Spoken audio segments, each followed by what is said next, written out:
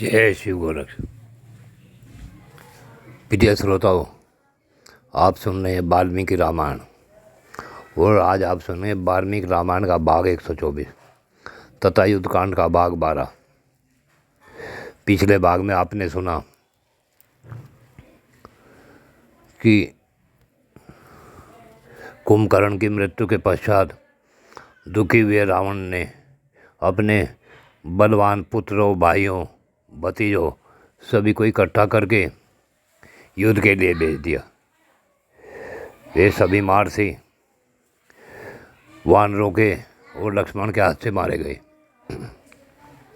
इससे दुखी हो जब रावण लंबी लंबी सांस खींच रहा था, क्रोध अग्नि में जल रहा था तथा उसके रावण की आंखों से सहसा आंसुओं की बाढ़ आ रही थी। उसे सभी भाइयों के वध की बात सोचकर उसे बड़ी चिंता होने लगी। उस समय मेघनाद ने यह बात कही कि हे राक्षस राज, जब तक मेघनाद जिंदा है तब तक आप चिंता न करें। मेघनाद ने ऐसा कह रावण से आज्ञा ली और अच्छे रथ पर बैठकर वह युद्ध के लिए चल पड़ा। विशाल सेना से घिरे हुए अपने पुत्र मेघनाद को प्रस्थान करते देख राक्षसों के राजा रावण ने उनसे कहा, बेटा, कोई भी ऐसा महाप्रतिद्वंदी रथी नहीं है जो तुम्हारा सामना कर सके। तुम अवश्य रघुवंशी राम का वध कर सकोगे। महातेजस्वी मेघनाद ने रणभूमि में पहुंचकर अपने रथ के चारों ओर राक्षसों को खड़ा कर दिया। फिर बीच में रथ से उतरकर अग्नि की स्थापना कर अग्नितुल्य तेजस्वी वीर ने चंदन, फूल, लावा आदि के द्वारा अग्निदेव का पूजन किया। उसके पश्चात राक्षस राज ने विधि पूर्वक श्रेष्ठ मंत्रों का उच्चारण करते हुए उस अग्नि में भविष्य की आहुति दी। उसने वहाँ तोमर सहित शस्त्र रूपी कांच के पत्तों को अग्नि के चारों ओर फैलाकर होम के लिए काले रंग के जीवित बकरे का गला पकड़ा। तब अस्त्र विद्या विशारद इंद्रजीत ने ब्रह्मास्त्र का आह्वान किया और अपने धनुष, रथ आदि सब वस्तुओं को वहाँ सिद्ध ब्रह्मास्त्र से अभिमंत्रित किया।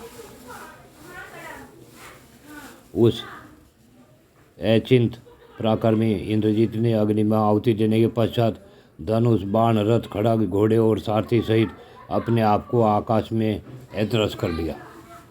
रावण पुत्र मेघनाद के शत्रुओं के प्रति अत्यंत क्रोध भरा हुआ था। उसने निशाचरों की ओर देखकर कहा, तुम लोग वानरों को मार डालने की इच्छा से हर्ष और उत्साहपूर्वक युद्ध करो। उसके इस प्रकार प्रेरणा देने पर विजय की अभिलाषा रखने वाले समस्त राक्षस जोर जोर से गर्जना करते हुए वहाँ वानरों पर बाणों की भयंकर वर्षा करने लगे। उस युद्ध स्थल में राक्षसों से घिरे रहकर इंद्रजीत ने भी बाणों की वर्षा की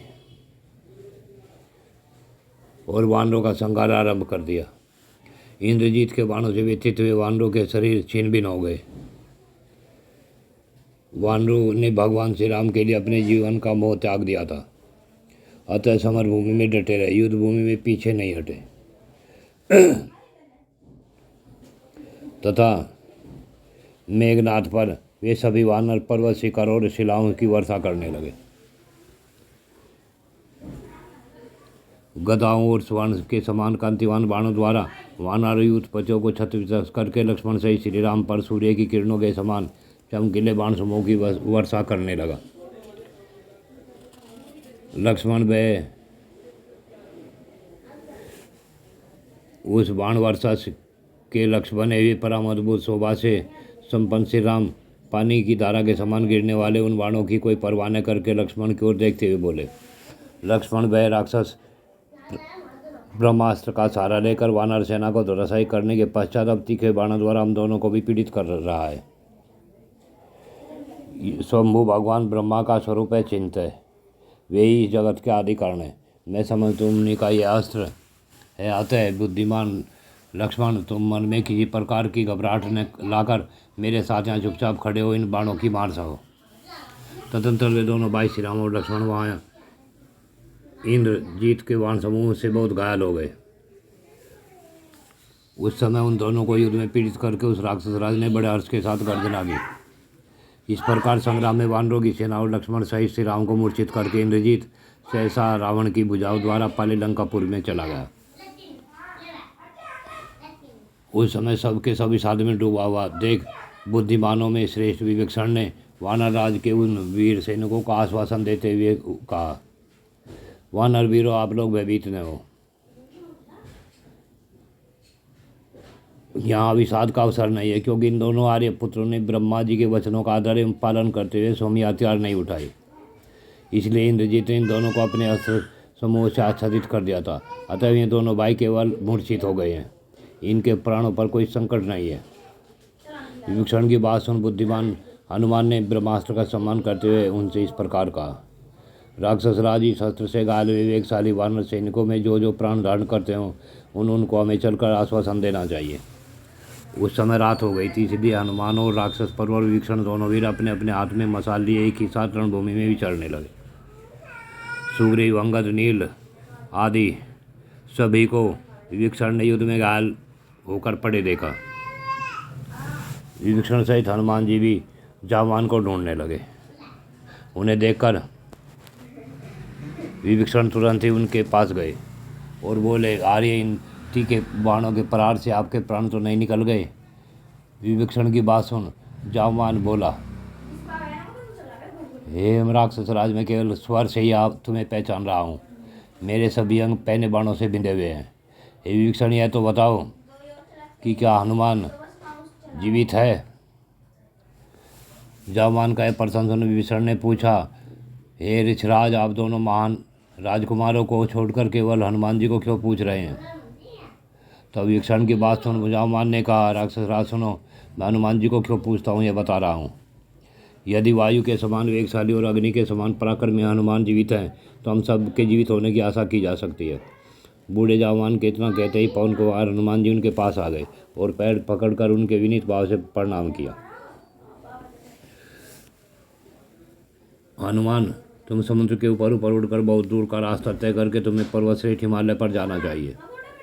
वानर वीर उनके शिकार पर उत्पन्न 4 औषधियाँ तुम्हें दिखाई देंगी, जो अपनी प्रभा से 10 दिशाओं को प्रकाशित किए रहती हैं। उनके नाम इस प्रकार है, मृत संजीवनी, विशल्यकर्णी, सुवर्णकर्णी और संघानी नामक उपमा औषधि। पवन कुमार, तुम उन सब औषधियों को लेकर शीघ्र लौटा और वानरों को प्राणदान देकर आश्वासन दो। जावान की बात सुन वायुनंदन हनुमान जी असीम बल से भर गए।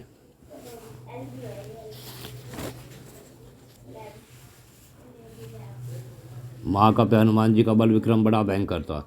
उन्होंने जावान के वचनों का स्मरण करते हुए सहसा पहुंचकर हिमालय पर्वत का दर्शन किया। हनुमान जी उस पर्वत पर पहुंच गए। अग्नि राशि के समान प्रकाशित होने वाले उस पर्वत को देखकर पवन कुमार हनुमान जी को बड़ा विस्मय हुआ। वे कूदकर औषधियों से भरे हुए उस गिरिराज पर चढ़ गए और वहां पूर्वक 4 औषधियों की खोज करने लगे। उस उत्तम पर्वत पर रहने वाली संपूर्ण औषधियाँ यह जानकर कि कोई हमें लेने आ रहा है तत्काल अदृश्य हो गई। उन औषधियों को न देखकर हनुमान जी कुपित हो उठे और जोर जोर से गर्जना करने लगे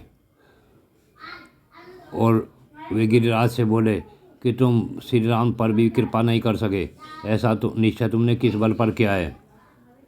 ऐसा कहकर उन्होंने वेग से पकड़कर वृक्षों, हाथियों, स्वर्ण और अन्य सहस्रों प्रकार की धातुओं से भरे हुए उस पर्वत शिखर को ही सहसा उखाड़ लिया। वेग से उखाड़े जाने के कारण उसकी बहुत सी चोटियां बिखर कर गिर पड़ी। उस पर्वत का ऊपरी भाग अपनी प्रभा से प्रज्वलित सा हो रहा था। उसे उखाड़कर साथ ले हनुमान जी देवेश्वरों और असुरेश्वरों से इस संपूर्ण लोगों को भयभीत करते हुए गरुड़ के समान भयंकर वेग से आकाश में उड़ चले। उस समय उन्हें लौटा देख सब वानर जोर जोर से गर्जना करने लगे। तदंतर हनुमान जी उस उत्तम पर्वत त्रिकूट पर कूद पड़े और वानर सेना के मध्य में आकर सभी श्रेष्ठ वानरों को प्रणाम करके विभीषण से भी उन्हें गले लगाकर मिले। इसके बाद वे दोनों राजकुमार श्री राम और लक्ष्मण उन महाउद्योग की सुगंध लेकर स्वस्थ हो गए। उनके शरीर से बाढ़ निकल गए और घाव भर गए। इसी प्रकार जो दूसरे दूसरे प्रमुख वानरवीर वहाँ तात हुए थे, वे सब के सब उन श्रेष्ठ औषधियों की सुगंध से रात में के अंत में सोकर उठे हुए प्राणियों की भांति क्षण भर में निरोग हो उठकर खड़े हो गए। उनके शरीर से बाढ़ निकल गए और उनकी सारी पीड़ा जाती रही। लंका में जब से वानरों और राक्षसों की लड़ाई शुरू हुई, तभी से वानर वीरों द्वारा रणभूमि में जो जो राक्षस मारे जाते थे, वे सभी रावण की आज्ञा से प्रतिदिन मरते मरते ही समुद्र में फेंक दिए जाते थे। ऐसा इसलिए होता था कि वानरों को यह मालूम न होगी बहुत से राक्षस मार डाले गए। तत्पश्चात प्रचंड वेग वाले हनुमान जी ने पुनः औषधियों का उस पर्वत को वेगपूर्वक हिमालय पर ही पहुंचा दिया और फिर लौटकर वे श्री रामचंद्र जी से आ मिले। महातेजस्वी वानरराज सुग्रीव ने हनुमान जी से आगे का कर्तव्य सूचित करने के लिए कहा। कुंभकर्ण मारा गया, राक्षस राज के पुत्रों का भी संहार हो गया। अतः अब रावण लंकापुरी की रक्षा को कोई प्रबंध नहीं कर सकता। इसलिए अपनी सेना में जो जो महाबली शीघ्रगामी वानर हो, वे सब के सब मसाल ले लेकर शीघ्र ही लंकापुरी पर धावा करें। सुग्रीव की आज्ञा के अनुसार सूर्यास्त होने पर भयंकर प्रदोष काल में सभी श्रेष्ठ वानर मसाल हाथ में लेकर लंका की ओर चले। जब अंधकार उल्काधारी वानरों ने सब ओर से आक्रमण किया, तब द्वार रक्षा के काम में नियुक्त हुए राक्षस ऐसा भाग खड़े हुए। वे अट्टालिकाओं, सड़कों, नाना प्रकार के गलियों और महलों में बड़े हर्ष के साथ आग लगाने लगे। वानरों की लगाई हुई आग उस समय सैकड़ों घरों को जलाने लगी। अग्नि की लपटों से लिपटे हुए लंकापुरी के मकान दावा अग्नि के से दग्ध होते बड़े बड़े पर्वतों के शिखरों के समान जान पड़ने लगे। जिनके शरीर जल गए थे, ऐसे जो जो राक्षस नगर से बाहर निकलते, उनके ऊपर युद्ध की इच्छा वाले वानर सहसा टूट पड़ते थे। वानरों की गर्जना राक्षसों के आर्तनाद से दसों दिशाएं गूंज उठी। इधर बाहर निकल जाने से स्वस्थ हुए दोनों भाई महात्मा श्री राम और लक्ष्मण ने बिना किसी घबराहट के अपने श्रेष्ठ धनुष उठाए। उस समय श्री राम ने अपने उत्तम धनुष को खींचा। उससे भयंकर टंकार प्रकट हुई जो राक्षसों को भयभीत कर देने वाली थी। भगवान श्री राम के धनुष से छूटे हुए बाणों द्वारा लंकापुरी का वह नगर द्वार टूट टूट कर भूतल पर बिखर गया। उस समय सुग्रीव ने प्रधान वानरों को यह आज्ञा दी, वानर वीरों, तुम सब लोग अपने अपने निकटवर्ती द्वार पर जाकर युद्ध करो। सुग्रीव की आज्ञा के अनुसार जब मुख मुख वानर जलते मसाल हाथ में ले नगर द्वार पर जाकर डट गए, तब रावण को बड़ा क्रोध हुआ। क्रोध से भरे हुए रावण ने कुंभकर्ण के दो पुत्र कुंभ और निकुंभ को भी बहुत से राक्षसों के साथ भेजा। वहाँ युद्ध की इच्छा वाले वानर उत्तम उन्मत्त से होकर वृक्षों, पत्थरों और मुक्कों से निशाचरों को मारते और उन पर टूट पड़े। उस समय वानरों और राक्षसों में बड़ा भयंकर युद्ध होने लगा। जब वीरजनों का भी विनाश करने वाला वह घमासान युद्ध चल रहा था, उस समय अंगद संग्राम के लिए उत्सुक होकर कंपन का सामना करने के लिए आए। कंपन ने अंगद को क्रोधपूर्वक ललकार कर बड़े वेग से उनके ऊपर पहले गदा का प्रहार किया। इससे उनकी बड़ी चोट पहुंची और वे कांपकर बेहोश हो गए। कंपन को युद्ध में फिर चेत होने पर तेजस्वी वीर अंगद ने एक पर्वत का शिखर उठाकर उस राक्षस पर दे मारा। उस प्रहार से पीड़ित हो कंपन पृथ्वी पर गिर पड़ा और उसके प्राण पखेरु उड़ गए।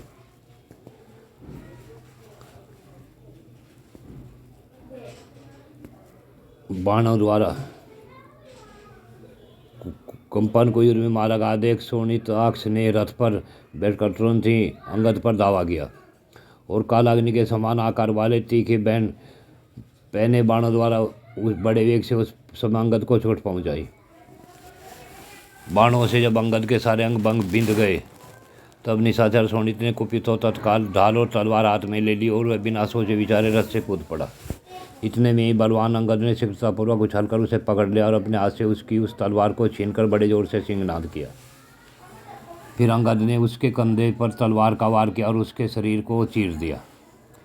इसके बाद अंगद ने उस विशाल खड़ग को लेकर बारंबार गर्जना करते युद्ध के मुहाने पर दूसरे शत्रुओं पर धावा किया। इतने में ही परजंग को साथ लिए बलवान वीर यूपाक्ष ने कुपितो रथ के द्वारा महाबली बालीपुत्र पर आक्रमण किया। इसी बीच में शोणिताक्ष ने अपने को संभाल कर लोहे की गदा उठाई और अंगद का पीछा किया।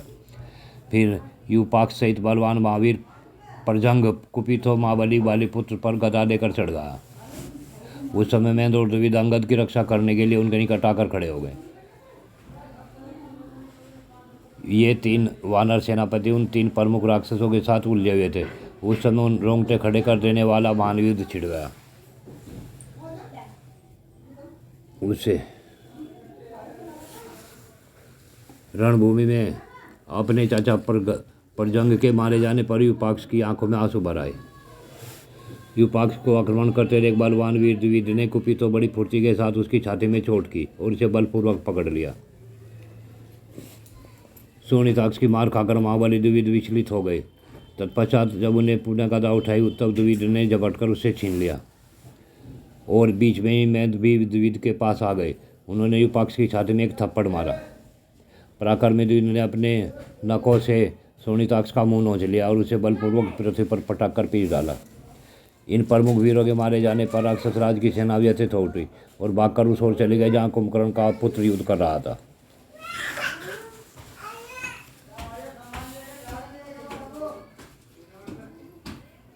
उसने सोने के पंख लगे पुयुक्त बाणयुक्त जो धनुष को कान तक खींचकर छोड़ाता द्विविद को घायल कर दिया। उसके बाण से सहसा हाथ होकर द्विविद व्याकुल हो गए और छटपटाते हुए पांव फैलाकर पृथ्वी पर गिर पड़े। उस महासमर में अपने भाई को घायल होकर गिरता देख मैंद बहुत बड़ी शिला उठाकर वेगपूर्वक दौड़े। फिर विषदर्द सर्प के समान भयंकर और सुंदर अग्रभाग उस वाला दूसरा बाण धनुष पर रखा और उसके द्वारा उस महातेजस्वी वीर ने द्विविद के बड़े भाई की छाती में गहरी चोट पहुंचाई। मैंद और द्विविद अंगद के मामा थे। उन दोनों महाबली वीरों को घायल हुआ देख अंगद धनुष लेकर खड़े हुए कुंभ के ऊपर बड़े वेग से टूटे। उन्हें आते देख कुंभ ने लोहे के बने हुए 5 बाणों से उन्हें भी घायल कर दिया। अंगद को अपनी ओर आते देख कुंभ ने 2 बाणों से उसकी भौं में प्रहार किया। उससे अंगद ने सब राक्षसों के देखते देखते बड़े वेग से कुंभ पर दे मारा। श्री राम ने जब सुना बालीपुत्र अंगद महासमर में मूर्छित होकर गिरे हैं, उन्होंने जामवानादि प्रमुख वानर वीरों को युद्ध के लिए जाने की आज्ञा दी। श्री रामचंद्र जी का आदेश सुनकर श्रेष्ठ वानर वीर अत्यंत कुपित हो धनुष उठाए खड़े हुए कुंभ पर सब ओर से टूट पड़े। वे सभी प्रमुख वानर अंगद की रक्षा करना चाहते थे तथा उस राक्षस की ओर दौड़े। उन महाबली वानर उत्पत्तियों को आक्रमण करते हुए कुंभ ने अपने वाण समूह द्वारा उन सबको रोक दिया। उन सब वानर समूहों की कुंभ की वाण वर्षा से पीड़ित देख वानरराज सुग्रीव ने अपने भतीजे अंगद को पीछे करके स्वामी रणभूमि में कुंभकर्ण कुमार पर दावा किया। महाकपि सुग्रीव अशोकर्ण आदि बड़े बड़े वृक्ष और दूसरे भी नाना प्रकार के वृक्ष उखाड़कर उस राक्षस पर फेंकने लगे।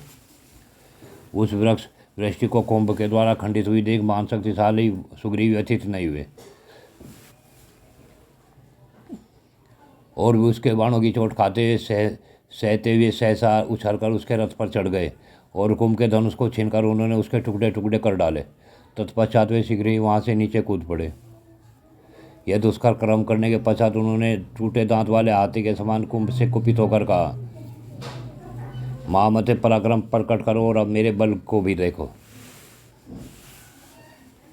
फिर तो कुंभ ने सुग्रीव को अपनी दोनों भुजाओं से पकड़ लिया और वे दोनों वीर मदमस्त गजराजों की भांति बारंबार लंबी सांस खींचते एक दूसरे से गुथ गए। इतने में सुग्रीव ने कुंभ को उठाकर बड़े वेग से समुद्र के जल में फेंक दिया। कुंभ के गिरने से बड़ी भारी जलराशि ऊपर को उठी। इसके बाद कुंभ पुनः उछलकर बाहर आया और क्रोधपूर्वक सुग्रीव को पटक कर उसकी छाती पर उसने वज्र के समान मुक्के से प्रहार किया।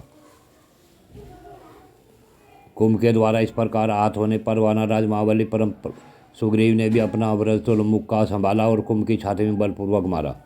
उस प्रहार से कुंभ की बड़ी पीड़ा हुई। वह व्याकुल हो बुझी हुई आग की तरह गिर पड़ा। मुक्के की मार से जिसका वक्षस्थल चूर चूर हो गया था।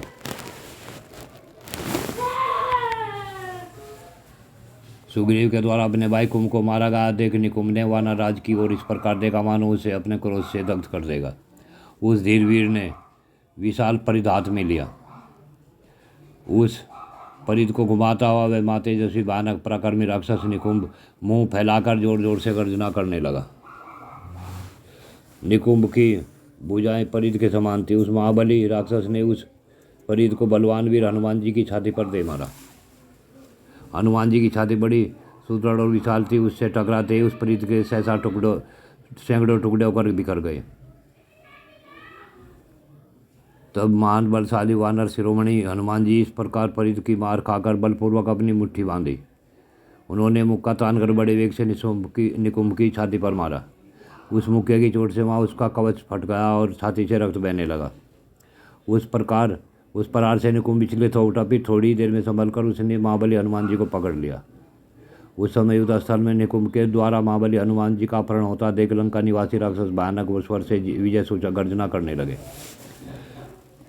उस राक्षस के द्वारा इस प्रकार अपहृत होने पर भी हनुमान जी ने अपने वज्रतुल्य मुक्के से उस पर प्रहार किया।